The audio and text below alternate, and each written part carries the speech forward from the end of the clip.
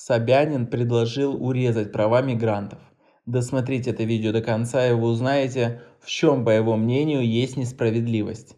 Подписывайтесь на наше обновление, чтобы быть в курсе о всех новостях на нашем канале. Уже в стадии возбуждения находится около 300 уголовных дел по незаконной миграции, связанное с тем, что в одной квартире прописываются сотни тысяч мигрантов. Мэр Москвы Сергей Собянин считает, что в России следует выработать дополнительные меры по контролю за миграционными потоками. У мигрантов иногда больше прав и свобод, чем у граждан России, заявил мэр Москвы Собянин. Он отметил, что поток мигрантов в Москву продолжает расти. Решение о том, что запрещать въезд гражданам, которые нарушили наше законодательство, это очень эффективная мера. Предлагаю вернуться к поправкам в федеральное законодательство, чтобы ГУ МВД было больше контроля за въезжающими в нашу страну гражданам, которые сейчас имеют порой больше прав и свобод, чем российские граждане. Так не должно быть, подчеркнул мэр города. Как вы считаете, справедливы ли указания Собянина? Или это ошибочное суждение? Свои ответы пишите нам в комментариях под этим видео, а мы продолжаем.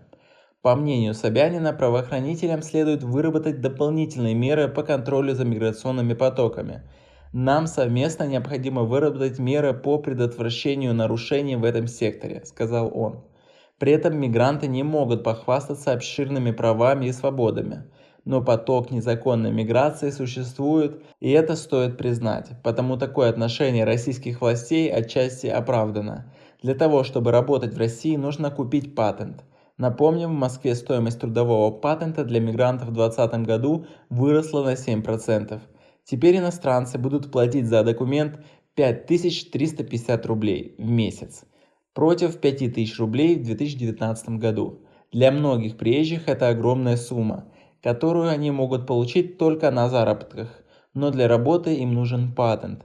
И тут замыкается этот круг безысходности. Чтобы решить эту проблему, должны вмешаться власти Таджикистана, которые смогут урегулировать этот процесс и договориться о реальной стоимости патента. Работа с гастарбайтерами, которые сегодня на процентов 70 регистрируются, получают патент. И это, конечно, тоже привело к значительному снижению вступлений, связанных с миграцией. Напомним, что по договоренности мигрантам уже объявили амнистию.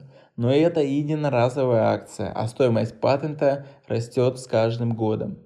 Будем надеяться, что у правительства хватит благоразумия решить этот вопрос. В случае двух грубых нарушений административного законодательства они также будут высылать этих людей или, по крайней мере, запрещать им повторный въезд. На этом у нас все.